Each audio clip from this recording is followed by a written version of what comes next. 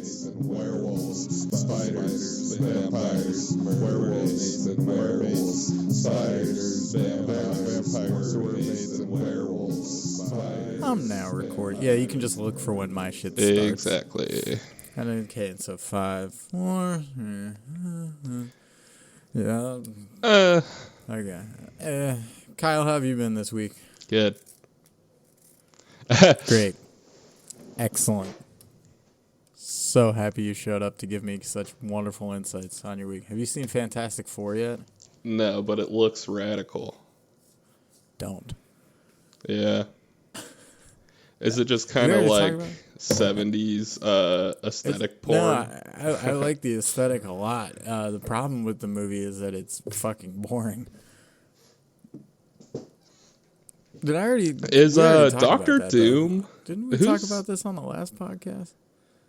I think we had... I think that was a private phone call, actually. Oh, was that a private I called phone you call? right after you left the movie theater. Apologies if we're double treading some stuff, but yeah, I actually quite topical. Our podcast that features the Benoit conversation just released, and in we plug SummerSlam. Last night I just watched SummerSlam, so boom. Do we plug SummerSlam if that's the most watched wrestling event and we're the least watched podcast? I mean, well, SummerSlam is probably the second most watched wrestling event. I don't know how even the layman could forget about WrestleMania. I gotta tell you, we're in the logical minefields here now, and I'm just gonna say no. No. But but you know, something rather cool happened to me today, I think, as I nestled in to watch my 2 flicks for this week. I went ahead and I did an early morning disc golf sesh. I was at the course at 6 a.m. Is that the cool thing? I got to spend the golden hour in the woods. That's a separate cool thing. That was really fucking cool. But, so it was fucking chilly this morning. It was like 50-something degrees when I stepped out of my apartment this morning. It was a chilly, brisk morning, and I am on various records saying spooky season cannot start until September. But that chill in the air, that crispness in the air, and then I come home and I watch a couple of Hammer flicks. Damn, dude. Ooze atmosphere. It got me ready. I'm not there, but I'm fucking pumped. I'm like, man, I got one more month and then it's all out spooktacular season. It creeped up on you this year. It did, which is good because it's spooky. Yeah. It's good when it sneaks up on you. Spooky summer. Usually can't be bothered with being spooked in the summer. I'm too hot. It's just, it's too fucking hot. I'm constantly thinking about the moisture of my balls during the summer, especially if I'm outside. No time for spooks. Always the balls. It's always, my shirt is just always clinging to me. It's, you're just so mad when you have to bend over and pick up a screwdriver and it's just stuck to you in 4 different spots. And you're like, it's fucking, I don't like any of it. I don't want any part of that at all. Sometimes your balls feel like a mouse caught in a glue trap middle of summer. Sometimes your balls stick. Yeah. All right. Anyways, Kyle, we're covering 2 movies this week. We were covering, and the theme that we were shooting for was just 2 Hammer horror films. However, we found up covering 2 Hammer horror films that both feature the word curse in the title. We're doing 1961's Curse of the Werewolf and 1957's The Curse of Frankenstein. And both of these movies are directed by legendary Hammer director Terrence Fisher. He directed both. Who's Hammer? Hammer is the production company from... Is there like a Roger Hammer that owns that company? It might be MC. Mm-hmm. I'm not sure. MC's dad, maybe? MC Senior? It's perhaps MC Senior that owns Hammer. Not MC the first. No, it would have had to have been MC the first, because I mean, I don't think the Hammer was hammering around 57. That is the logical way into a burgeoning hip hop career. Is Daddy's a horror? You come from old horror money. Yeah. You're built on the backs of the Christopher Lees and the Peter Cushings of the world. Yeah, Star Wars boys in Frankenstein. Couple of Star Wars. Yeah, and I mean, if you ever watch Frankenstein and the Monster from Hell, the monster is played by Dave Prowse in that movie, who was under the helmet as Darth Vader whenever he wasn't wielding a lightsaber. It was Bob Anderson whenever he used a lightsaber. But what about Helmet Off? You know that guy? Helmet Off, that's Sebastian Shaw. That's like the third guy who went to the moon, like that Norm joke. No, that's Sebastian Shaw, which I always get confused because the gentleman that plays the Winter Soldier in the MCU is Sebastian Stan, so I always have to take a moment to think. Now I'm just picturing him, but you know, and he looks kind of like Luke Skywalker, so it works. It would be interesting. Kyle, go ahead. These were your first Hammer flicks. Which one did you watch first? We can just I had another theme to share. Is ending sequences are better on roofs. Is another theme of this double feature. Yeah, and I'm happy you brought up endings because Hammer was highly criticized at the time. So I've heard. I've never read any articles on this or any speculation, but their films just end. It's very abrupt, the way that these movies end. I can see that. It usually ends, though, with the pop of the climax, like with the thing that was going to happen, you know? Or, I don't know, that's how it seemed with these two movies, is what I'm saying. But take example like the end of Curse of the Werewolf. I'm not sure what else you were going to say in that movie. Totally. It feels complete, for sure. It felt complete, and I was a little sad. This was my first time watching Curse of the Werewolf. And I gotta say, first and foremost, ambitious flick to try and tell a story over literal decades. Heavy and deep. Tight layered. Hour and a half. And it's not your standard werewolf story. Ah, damn it. Okay, I'm gonna go get my phone so I can have my notes by me. Okay, I took no notes, so. Young Buck ruined the flow of conversation. All right, we're back again. All right, I'm just going to retake over from where I was. Yeah.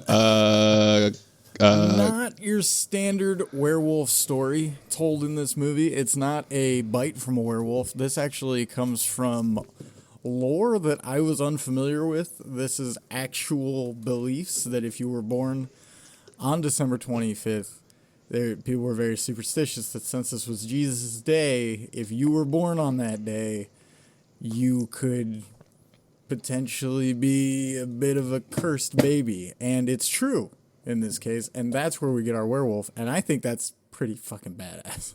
You remade it, you changed the story, you used some legit lore. The guy the acting in this movie who raped the woman was a werewolf, right? No. Oh. No, he was just a total vagrant. He'd been in the jail cell for so long that he had become animalistic, I think. And also, I once I saw that scene, I was like, oh yeah, Hammer kind of used to do some rape. Oh, well, yeah, that was clear. I mean, take it as you will. I did think that was like a pretty heavy like that. The whole intro sequence is just a heavy, trauma dump from Hammer or Terrence, what's his name, Fisher? Terrence Fisher. And it's pretty cool, too, because, even though we're bringing in characters who do not have, they have major roles in the movie in a way, but they're not in it for very long. It really feels like, even though I'm not familiar with most of the actors of this day and age, they spared no expense. The dude who was the Count or whatever in the beginning of the movie, he was great. Whatever that actor was, he was fucking great. Yeah. There's a couple. All in on it. I think him and then the boy's father at the end both look really familiar to me. He looks like Sean Connery as Mark Twain. Yeah. It's the boy's father at the end, who they were calling his uncle earlier in the movie, and it seemed like a little bit of a continuity flub there, but I got what they meant, so I didn't let it bother me. Yeah. Yeah, I could see the Sean Connery, but there was some evocative actors in this movie. Yeah, and everybody does a really great job. I think the only big complaint I have is that they were sharing sets with another production company, or with another production at the time, and they had already been dressed for the other production, and they were doing a movie about the Spanish Inquisition. So this movie was forced to be based in Spain. Curse of Frankenstein, I think, benefits a lot from not being set in Spain, because that movie is way more atmospheric. Yeah. Curse Yeah, of the I agree. Werewolf. I mean, Curse it's of the Werewolf's definitely really more like good. gothic. What's like the origin of the werewolf story? Is it a book like Frankenstein? I'm not 100% sure. I Yeah, think 'cause it just comes from old folklore, and so it probably comes down to culture at that point where it comes from. Yeah, because I was questioning their choice of putting it in Spain, but it's just purely a production thing of like they were going to do a Spanish Inquisition thing. So Yeah, so, and they just gave this, and also this is the only werewolf movie that Hammer did. I was unfamiliar with that because whenever I'd go to Hammer, I always watch the Frankenstein movies or the Dracula movies because obviously those are the big two. But I think they did a few other mummy movies. So it's surprising to know that this is the only one Hammer did, because I thought they did it really well. And say in the case of Frankenstein, where each movie follows Peter Cushing as Dr. Victor Frankenstein building a new monster, you could have just had someone new with the curse every time. Like, told a different story. You know? yeah. Because I haven't seen the original Wolfman in the Universal horror pictures. What's that one like? It's longer than this one. It's longer than this one. It's very atmospheric. Lon Chaney Jr. is the guy who plays the Wolfman in that. I think any horror movie fucking in the great. 60s can just be described, or like 60s and then especially beyond, can be described as atmospheric. Like, Well, that's just what and they found especially- scary, was a super layered story of like a love triangle and then a man coming to terms with he's a monster. That shit was scary as fuck to them. It was scary. Whereas and, now we you love know, jump scares. Yeah, and I'll take these Hammer movies over most of the shit made these. I mean, the brand new Wolfman movie, I don't know, what is it, the 2024 Wolfman or 2025, whatever. Yeah. That movie was not nearly as good as this. I had way more fun with this, because this movie is paced really well for a story that's but even side characters you pick up along the way, like when he's working in the vineyard, his like roommate / coworker in the vineyard, that guy was great. That, 1960s Jason Segel, he was awesome. The women in the club where they were playing or dancing and stuff, they were all really well done. Yeah. The sets are dressed really nice, albeit again we are in Spain, and a little random. having seen Feels maybe a little all more the other- fish out of water than like, oh yeah, these are Spanish people dealing with this werewolf problem in Spain, Yeah. Which, aside from the gentleman, what was his name, Pepe, who's the one who's supposed to be watching for wolves, he felt like, okay, this is Spain, but Yeah. pretty much everyone I else. mean, there's some random lines. Well, like, throughout the movie, you hear people call other people senor, senorita, or whatever. Right. But that's really it. And then there's like a handful of Latin actors sprinkled in or something. Yeah. But this, for a movie I had never seen before, and a movie I had very few expectations for, I really enjoyed it. I really liked the scene where they're trying to baptize the child, and It starts boiling. Is it boiling? I thought a T-Rex was coming. Well, it was like, That's what I thought. It was moving. I was just like, all right, it's boiling. Let's go. And then, you know what I really enjoy that just, takes me to that beautiful atmosphere of Hammer? They just throw in a random shot of a stone gargoyle while that's happening. Yeah. And I was like, yeah. Yeah. We need to bring gargoyles back, perhaps. Actually, there is a house that's not too far from here that I saw, like, randomly driving one day that has one perched on their garage, and I made a mental note, like, maybe I'll do that in the future. Love some stone gargoyles in my old horror flicks. Yeah.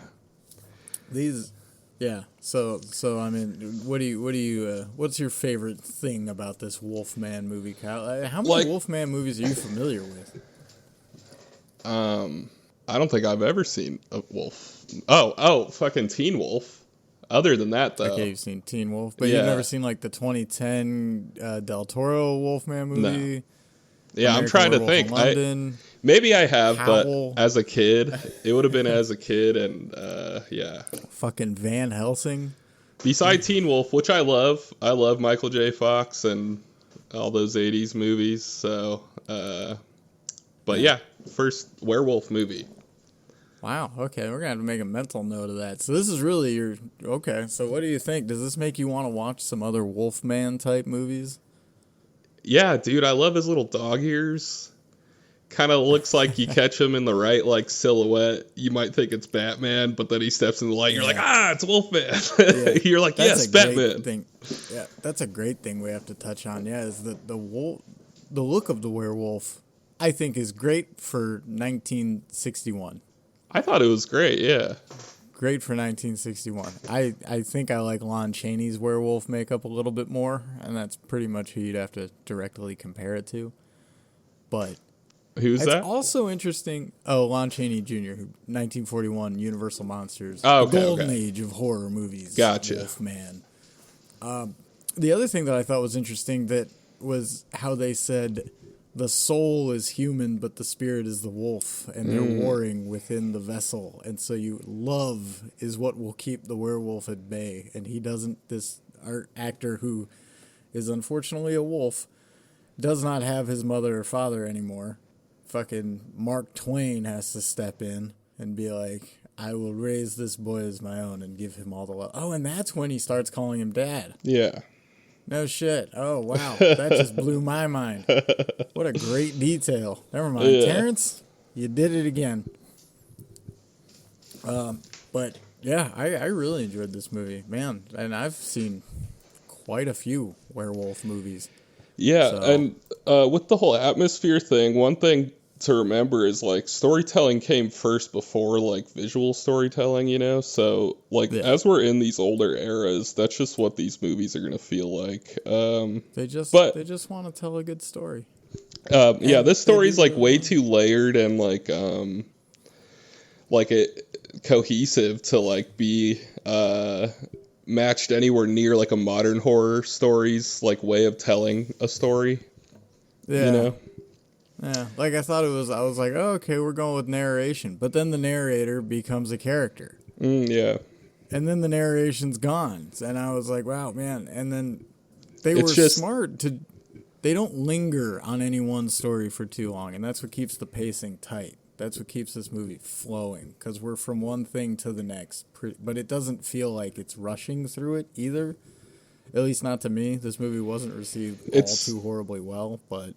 It's a natural storytelling flow, perhaps, like, and that's where the flow comes from, where they just use narration as a device because that's what they needed for that problem in the moment or whatever. Right, because this movie has a hell of a prologue.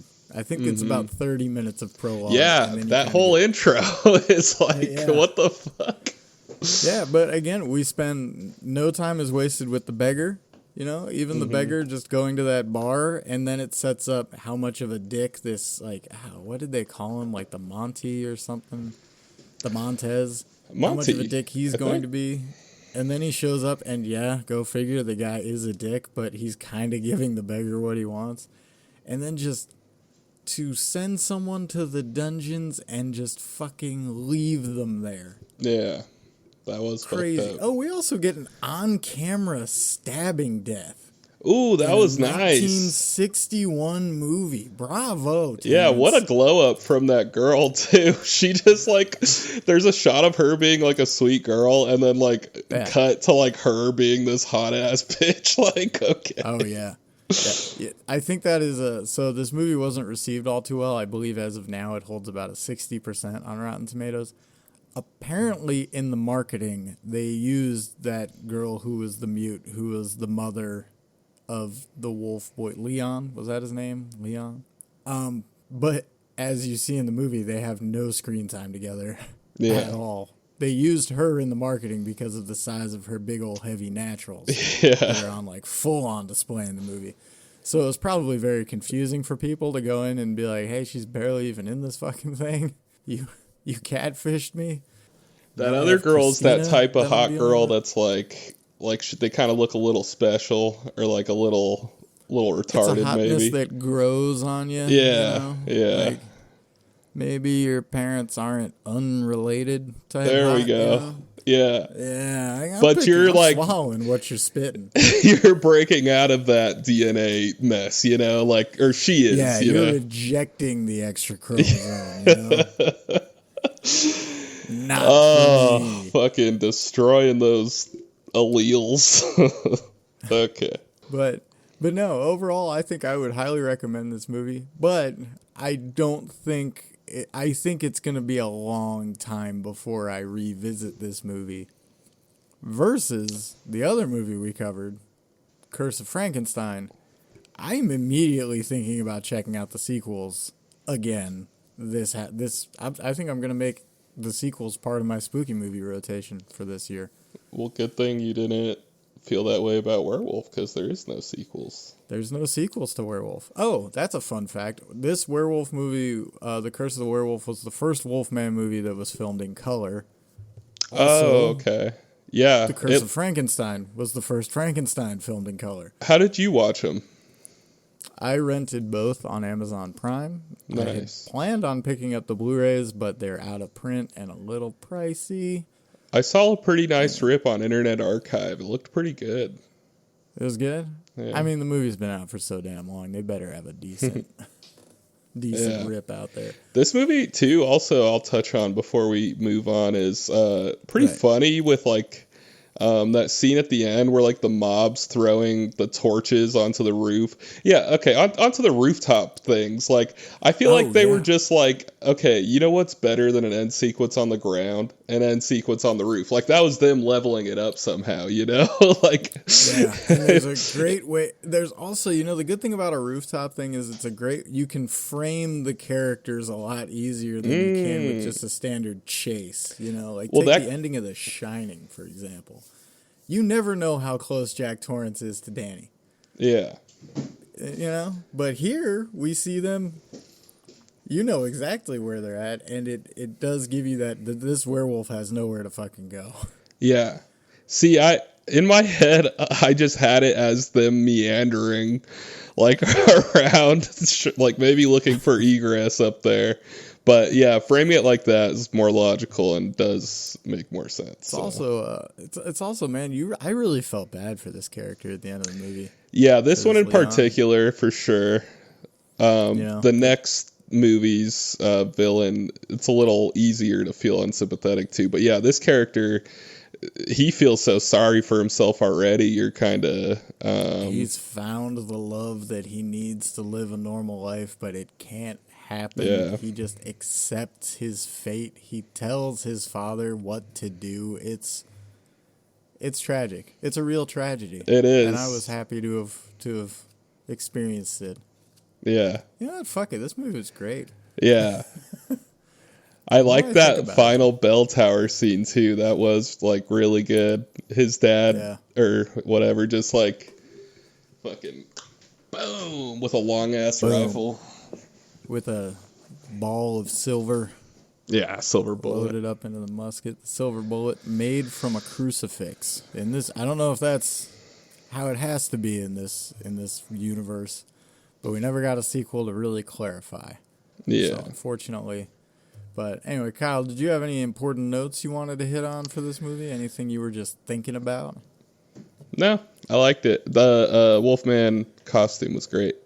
I really liked it. Apparently there is a figure out there that exists that has it has Lon Chaney's Wolfman's face with this character's clothing. And what a figure to track down. I think it's from the 70s. It's probably damn near impossible to find. It's probably going to cost you fucking way more money than I'll spend on a figure. But if anybody out there has one, send us a picture. Is this an action figure or something that was done for the movie? I think it was a model. Oh, okay. I think it was, how people used to do that. Yeah. You do something small first to see if it works. Yeah, well, and they were like full size, these models. Oh, okay, I think that's all that it was. But yeah, so anyway, Kyle, final thoughts, final notes. Do you recommend this movie? Yeah, dude, it was good. I mean, you have to be in the mindset that you're going to listen to a story. Get ready to listen to a podcast before you watch these movies, I feel like, rather than psych yourself up to watch a movie. Yeah, you do kind of have to go like, okay, I'm watching a movie from the 1960s here. I feel like the effects aren't going to be super top notch. Yeah, I feel like being in the mindset of listening rather than watching will let you appreciate the visuals more, and just the fact that they're like purely like visual like guide or like aid to the story. Like, like maybe not like 100%, but like it's more like that than movies are nowadays. Yeah. And this movie is again, it's only an hour and a half. You're not. It flies by. It doesn't take its time to. Well, no, it takes exactly the amount of time it feels like it needs. Yeah, but it takes its time. But that's just how things were done back in the day. Yeah. It wasn't any shorter or longer than it needed to be. Yeah. This movie exists purely as it is, and for what it's worth, they kind of nailed it. I just would have loved to have seen this movie not in Spain. I would have loved to have seen this in a Victorian era England. For sure. But or Paris. We also watched a Frankenstein movie. The Curse of Frankenstein. Kyle, what'd you think? Curse of... Yeah, this one was the same thing. I mean, not the same thing. It was just like very layered. It ended up almost being a psychological thriller at the end, just with that last like scene. Yeah. So, yeah, this story, I really loved watching Victor just be too full of himself this whole movie. Very arrogant. Yeah, I liked it. Oh, the creature was fantastic too. Christopher Lee as the creature. I really liked his look with like the long pea coat. Yeah. Now, how familiar are you with Frankenstein though? Have you seen have you seen the 1931 Boris Karloff Frankenstein? Have you seen the Robert De Niro Frankenstein? I don't think I've seen one Frankenstein movie. Have you seen Van Helsing? So this was your first Frankenstein movie and your first Wolf movie. I don't even know if I've seen all of Van Helsing. I think I've seen part of Van Helsing, but yes, this would be my first. That movie was a lot better when I was a kid, but I like it still. Yeah. Have you read the Frankenstein books? I've read the great illustrated classics version of Frankenstein, and I've read Bram Stoker's Dracula. Okay. I just want to know because my girlfriend preaches about Mary Shelley's Frankenstein. I don't know if you'd read it. That book, from everything that I've read, is better than Dracula. Dracula is very fucking slow. That book is told through journal entries, and it is... it's a slog to get through. I don't recommend that movie or that book to the faint of heart. Frankenstein, though, is pretty... It's not a long book. You can plow right through it, and from everything I remember... I mean, again, I read the great illustrated classic. From everything I remember, I really liked it. Anytime I'm reading horror now, there's so much stuff out there. I'm just like, it's Frankenstein. I get it. I'm not going to go seek out a nice copy. Yeah. But... Yeah, this one wasn't like a retelling of the book necessarily at all. I was just curious more so since this is my first Frankenstein. First Frankenstein, you get pretty much everything you want out of a good Frankenstein movie. You get a lot more characterization given to the character of Victor von Frankenstein, I believe. and that's really cool. I don't think Paul is from the book. Did we watch Young Frankenstein for last season? I don't think so. I feel like I've seen some of Young Frankenstein. I've always wanted to do a double feature of the 1931 Boris Karloff Frankenstein followed up by Young Frankenstein, because they fit really well together, despite one being from 1974 and the other from 1931. Okay. The Frankenstein movies are generally regarded as the best series of Universal monster movies, because I think there's 5 of them, 5 or 6. And I think they're everyone's favorite Hammer series as well, because the Christopher Lee Dracula series, eventually Lee didn't want to do it anymore, so he just refused to speak any lines. Nice. And they kept making movies. You could just do that. And he was just like, well, I'm fucking Sir Christopher Lee. I'm the coolest guy that ever lived. Fuck you. Have you seen, on the topic of Frankenstein and Dracula, the SNL skit with Bill Hader and Jason Sudeikis, where Bill Hader's Frankenstein? I don't think so. I will look that up after this podcast. Yeah, I remember it being pretty good. It's like an angry town mob goes up to Frankenstein's castle, and then the monster answers the door. It's Bill Hader, and he's like, no, Frankenstein doesn't live here. He lives across the moor or whatever. And then they like go across, and it's Dracula's house, and then he points them back to Frankenstein's house. That sounds pretty good. Yeah. Hey, fuck it. While we're on the topic, have you seen a Dracula movie? Yeah. Yeah, Like I have Dracula this old Untold? horror collection with a black and white Dracula on it. I have no idea what it is, but I don't really remember it. Probably the 1931 one starring Bela Lugosi, but And then there's other like Dracula, like there's the last voyage of the Demetrius or whatever that movie's called. Okay. That movie was alright. And you've seen Blade 3, right? No. Oh man, that one's got Dracula in it. Who plays Dracula in that? I have no idea. It's Blade 3, man. Yeah. Ryan Reynolds is in that, and so is WWE Heavyweight Champion Triple H. Don't get us started. Yeah. Can't go down that SummerSlam. route right now. He got beat. I think it was him, The Rock, and Benoit in the Fatal 3-Way for Benoit's first title. It might have been Kurt Angle. While searching up vids for editing that short, I found a video of Chris Benoit giving The Rock a crippler crossface. He put it on everybody. Oh, yeah. Put it on that guy. I mean, I know it's a bit topical, being that it's Benoit, but that guy worked stiff. Like, he would actually put you in the fucking holds. He would... He was actually hitting you and kicking you a little bit to make it look more real, too. Oh, wow. Yeah. If only we had known to chant CTE while he was working. Someone study this guy. The Curse of Frankenstein, 1957. I fucking loved it. I loved every bit of watching this. Atmosphere is kind of a key theme of these movies, and this movie fucking crushed it. The graveyard sets, the laboratory sets, the way that the sounds that the laboratory made were exactly the sounds I wanted the Frankenstein laboratory to make. The addition of Paul being kind of the moral compass was really cool, because, they start out just like bringing a dog back to life, and he's like, oh my God, we could save so many lives. And Frankenstein's just like, you with your small timing.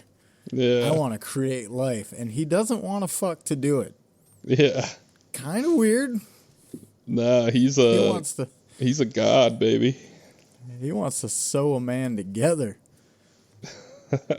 And he is willing to do whatever it takes. I really like the character of Victor Frankenstein in these movies. He is polarizing to watch, and Peter Cushing is the perfect fucking actor for it. Yeah, he's badass. I saw Peter Cushing was going to be in the movie, and then in like the intro, you don't see Peter Cushing. You just see like a boy playing Frankenstein. So I just wasn't expecting Peter Cushing to be the doctor. But like even the kid played like a good snotty little boy, or just a kid that's maybe too full of himself or whatever. And I like the way they grow him up and age Paul up a little bit to make it believable. Yeah. Yeah, he was done very well. Fucking fantastic, honestly. This movie kind of kicks ass. What is the lore behind the Bride of Frankenstein? Is that for the monster or is that for the doctor? It's for the monster. Okay. The monster...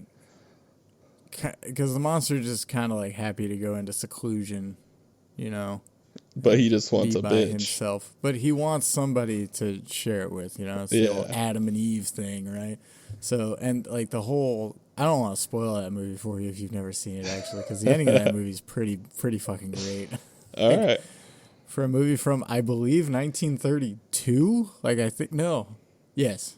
Yeah, 1930. Or no, did they both come out in 31? I don't remember, but I have both of them. Bride of Frankenstein is like a true blue fucking classic, dude. That movie kicks ass. And you could kind of go... Enough of the core Frankenstein story is in this, while this is drastically different. Enough of the core... Like, there is an old blind man in the original Frankenstein.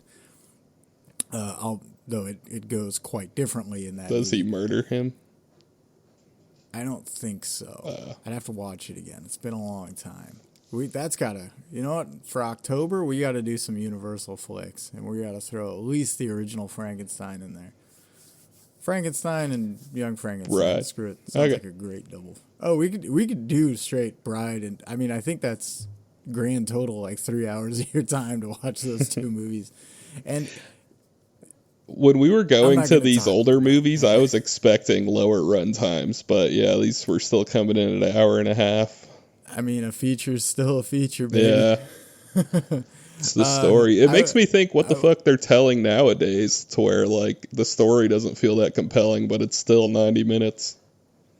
Yeah. And it was cool because it was a remake, but it was a remake geared towards where the sequels of the Universal series all focused on the monster. This one just focuses on this character of Victor Frankenstein.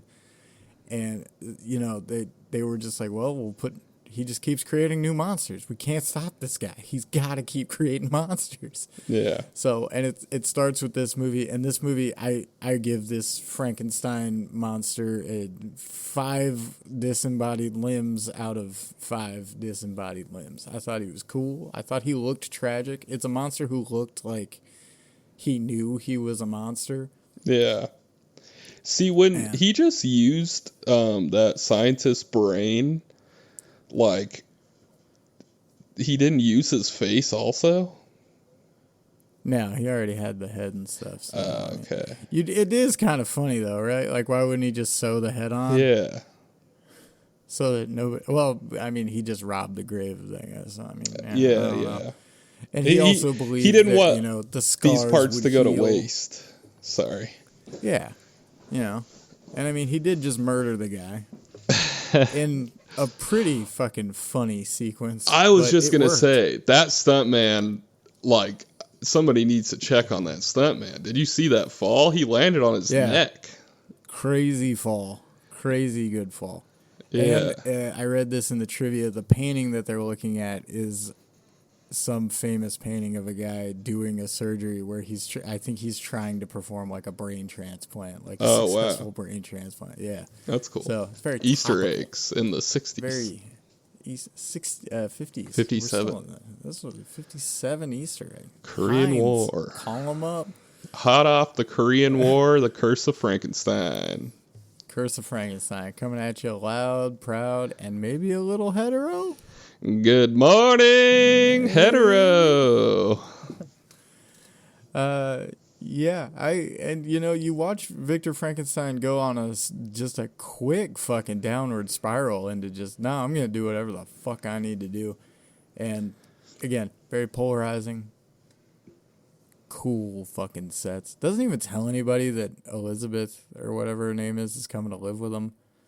Doesn't give it to, straight up lies to his maid mistress. Yeah. It's a man that stands on business. He got like maybe 5 to 10 different drama points in his life happening at all times that are very like dramatic. Yeah. Yeah. And then the way that it all comes to an end and culminates in the end of it is you don't feel bad. You feel like really happy, like Paul finally got to be like, fuck you, dude.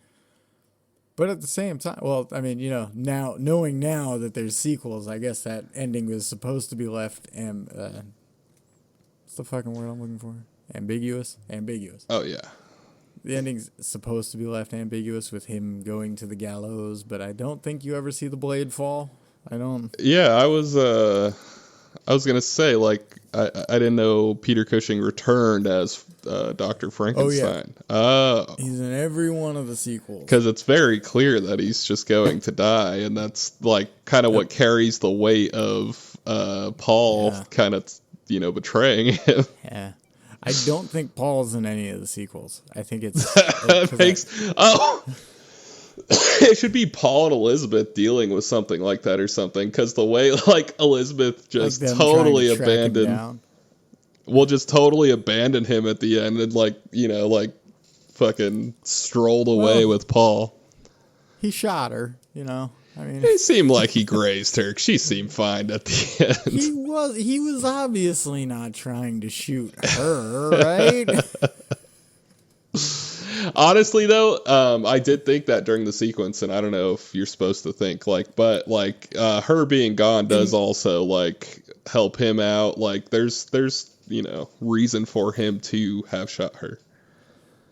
Yeah, that, and in the original story, the monster kills Victor's wife, like, I think on their wedding night, so it's supposed to be a bit of a callback to that, which is why I just thought she was dead, because, I mean, Peter Cushing is the focal point of each of the movies, but I don't think I don't know, it's been a really long time since I've watched all the Hammer movies.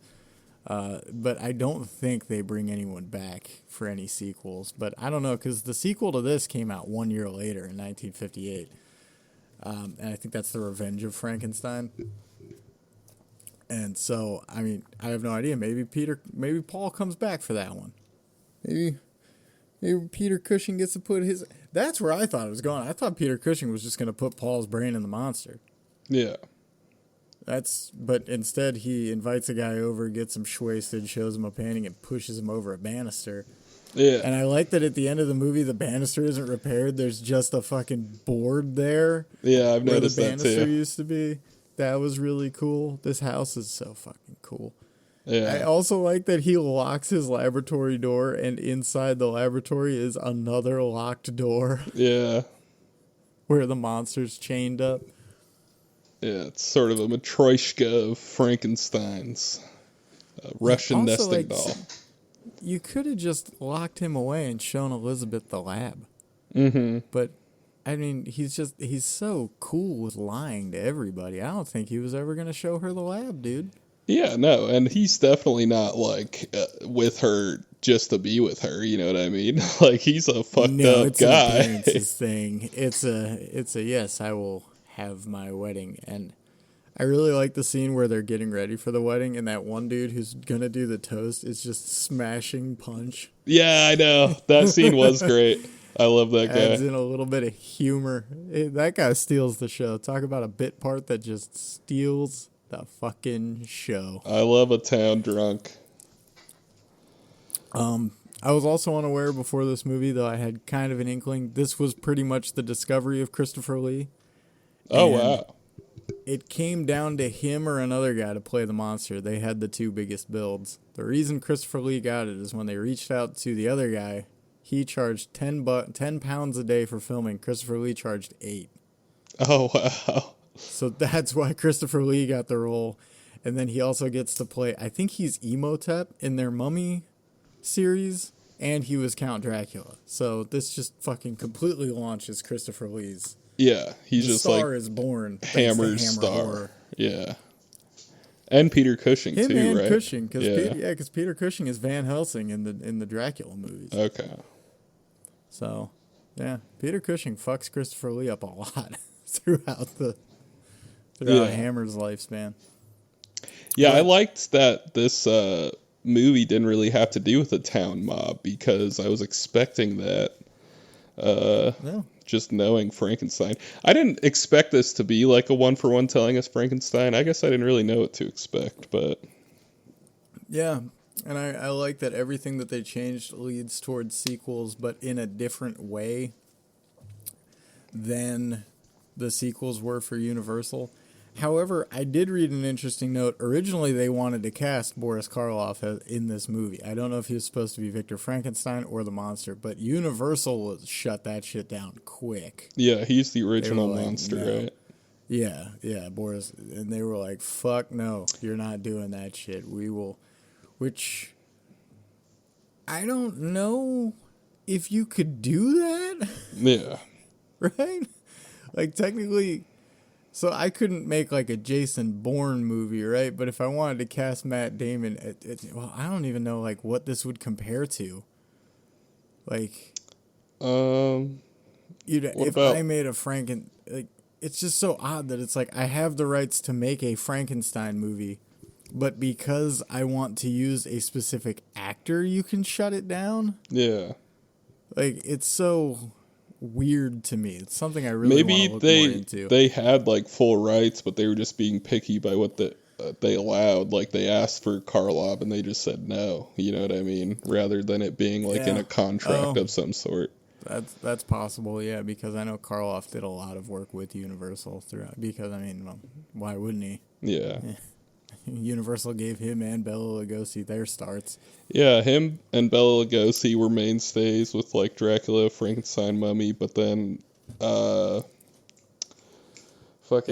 Karloff played the Mummy too. Yeah. Well, no, why am I blanking on about this movie? What's the guy's name from this movie? Not Peter Cushing. Christopher Lee. Christopher Lee. He went on to play Dracula. It's like they're reusing actors for these horror mainstays. Yeah. Well, and that was a lot easier to do, especially before home video. You know, you didn't really need continuity, and you could just be like, yeah, whatever. He was the monster in the Frankenstein movie, but that was 3 years ago. Is anybody even gonna fucking remember? Like, yeah. We didn't have the internet back then. It was... Yeah, and only like one, or like, you know, very few sources where you're like getting media from. It's not like you have a lot to compete with. You're reading the paper, and then when you do go to the movies, it's a single screen cinema. Yeah. So, you know. Now, if Christopher Lee was writing your paper too, that'd be a little too much. Oh, yeah. I'd be like, I'm not believing this guy's Frankenstein. If Christopher Lee is just like the star of this movie, Peter who? Nah, that Christopher guy sure does steal the show as the monster. Yeah. That'd be such a good bit. Oh, dude, I you know, it would be a really great bit. What's that? If he ding dong ditched, but when they answered the door, you were still standing there, and you were just like, "Gotcha." I could really use a cup of sugar. I thought about that. No, and then you just walk away. Yeah. Gotcha.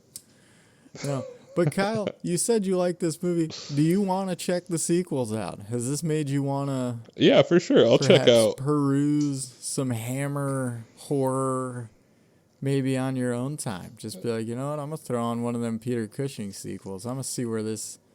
These movies are ultimate vibe setters. I mean, you can leave them playing on mute if you're at maybe like a spooky get-together or something. Oh, yeah. And that's like a vibe setter. And if you don't have it on mute and you're with your friends or just by yourself, it's a vibe setter. So definitely. I was actually going to just full-on recommend, maybe not The Curse of the Werewolf, but The Curse of Frankenstein. If you're ever, you know, in the throes of October, maybe later September, and you're like, I just want to put on a good Halloween flick, I'd throw this movie on in a heartbeat. Yeah, I'd full on recommend this for your October viewing pleasure. Yeah. So, yeah. Two solid movies. It's a good double feature too. I think it's going to be really easy anytime we revisit these classics to just kind of do two, like either Hammer flicks or, Universal flicks, films. whatever. It would even be fun to kind of do like the Universal Dracula and the Hammer Dracula together, just see, the direct remake comparison. Yeah, we could do, The Mummy. Maybe do it. And then The Mummy that came out in like 2016. I was just going to say, well, no, I would want to do the Brendan Fraser Mummy. Okay. Because that one's the shit. Yeah, I love that one. But it would be fun to do like the Bram Stoker Dracula movie from the 90s with Keanu, Winona, and Gary Oldman. And the Bela Lugosi one or the Christopher Lee one. Yeah, I'd be super down. I haven't seen either. For some wild times out there. Oh, you know what? I saw Nosferatu. Like. Oh, so you have seen a Dracula movie? Yeah, like that. The Last Voyage of the Demeter, or whatever that ship is called, Demetrius. Yeah. That is Dracula. That's the one where, that's the one where Dracula kills it. It shows Dracula killing everybody. Yeah. Ship. And he's more of a bat beast. Because in most of the movies, the ship just arrives. Yeah, What happened? Oh, I didn't know that was it gets touched on in a lot of other movies or other Dracula movies. Definitely the Bela Lugosi one, because I've always really liked that Bela Lugosi Dracula. It is pretty slow. I don't recommend it as highly as I would recommend, say, Frankenstein or the Wolfman or even Creature from the Black Lagoon. Yeah. But, it's once the Demeter shows up, you see, like, Renfield laughing on the stairs, and he's the only one left alive on the boat. Okay. So, yeah, because he's all the dude. Oh, did you see Renfield? There's a Dracula flick. Yeah, I did, but I don't really remember much of it. But I remember liking it. Yeah, and Nick Cage and Ben Schwartz. It's on my list because I like Nick Cage and Ben Schwartz. Yeah. I want to see all of Nick Cage's movies eventually. Okay. It was pretty funny. But, yeah, that's cool. I'm always super happy to bring the gift of Hammer's old school horror to other people. So I'm happy you liked them, and I'm happy that you're willing to keep going with Peter Cushing's Frankenstein. Especially because I don't think you need to watch them in order. The first one that I watched was Frankenstein and the Monster from Hell, which is the final one. And that was what turned me on to them. And I liked every single one of them. So, yeah. Peter Cushing. Terrence Fisher can fucking make a gothic setting. I think he directs all of them. Oh, okay. Like, all of the Draculas, all of the Frankensteins, and the Mummy. I don't know if the Mummy got sequels in Hammer or not. All of the mummies. All of the Draculas. It's always fun to go back and revisit the original icons, Yeah. Before the Freddys and the Jasons and the Michaels and the Leatherfaces, we just had Wolfman. Wolfman. Two things. Wolfman. Freddy, he's a burn victim, a pedophile, and a killer. So that's three things. This guy, Wolf and Man. Yes. That's the thing about the Wolfman movie, dude. Was it a full moon every fucking night? Yeah, that's true. That was, yeah. He was always scared, and they mentioned the full moon too, but a lot. Yeah, that's actually a scene missing from the 1941 one. There is no shot of the full moon. Wow, that's hilarious. Fucking wild. It nails the atmosphere. Other than that, bunch of fog and spooky cemetery. A movie made for black and white, Yeah. But, yeah, no shot of the full moon in that. Solid transformation scene, though. Just Wolfman. Wolfman. Not a Stan Lee creation, too, What's a Stan? Oh, the comic book guy. Yeah. Even though he did I think he was involved in Werewolf by Midnight. But. A horror movie? No, no. Werewolf by Midnight, that was just a Marvel comic about a werewolf. And he also had Tomb of Dracula, which is what Blade came from. Nice. Yeah. So I called him Wolfman. Is that your Stan Lee impression? Yeah, it's the best I got. No, that's pretty good. That's the best Stanner I got. It's It the just best like Stanley Yelnats I can give you. took a while for Stan Lee to come up to the brain for me to remember what he sounded like to even connect the dots. Well, yeah, because you're not a comic book guy by any No. stretch of the imagination. You didn't even read, like, Hellboy. The most I read was Star Wars comics. Oh, there's a Darth Vader run from, like, 2017 that is fucking dope. Cool. It's so good. Is it like It's only 25 issues, I think. And during the movies or after? It's Darth Vader's, like, training Okay. to become Just in between. Sith man. There's Yeah. like a part in the comic where he's surrounded by rebels, and they're all like guns fucking trained in on him, and they're like, "Just give it up, Vader. You're surrounded." And he's like, "I'm surrounded by fear and dead men," and lights his saber up, and you're just like, Take off "Why your can't pants, this be in Vader. a You're fucking finished. movie?" Like, That sounds badass. take off your pants, Vader, and let me finish. And then he force chokes his balls and says, "Too late." Yeah. He says, like, your lack of pants disturbs me. Yeah. Yeah. Good shit. Great shit. Solid double feature. Nice way to take us out of the early 2000s and all the way back Yeah, we to really a century ago. rocketed out of the 2000s to almost 100 years. I mean, I'm not itching to go back to the 2000s anytime soon. However, we do have to go back to the 2000s because next week we aren't really doing a double feature in your typical fashion. It's the first time we're going to have a guest on the podcast. A guest. A guest, yes. Perhaps, because I have no proof to say otherwise, the hottest rising indie director of all time, Mr. Dylan R. Nix, one of my best friends, joining us. A man I've worked with, a man I've supported. Oh, that's nice. Little golf claps. That's all I could find on short notice. Yeah. He'll be joining us for an interview, and we're going to try and do like a look through his catalog. He has directed 3 features,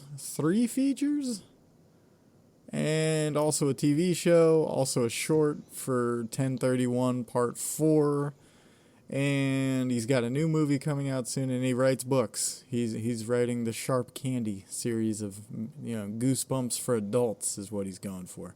Nice. I like that name. Horror aficionado. And for all those out there listening who want to brush up on your Dylan R. Nix, I believe all of his stuff is available on Tubi. He's got Baron von Laffo's Halloween Spookathon, The Things We Bloom, The Demon of Serling, and Sharp Candy, the show, which was 4 episodes. Go watch all of it. Join us next week as I interview my good friend and Kyle's future good friend, Dylan R. Nix. Woo! Woo! Yeah, sounds good. I got a lot to watch.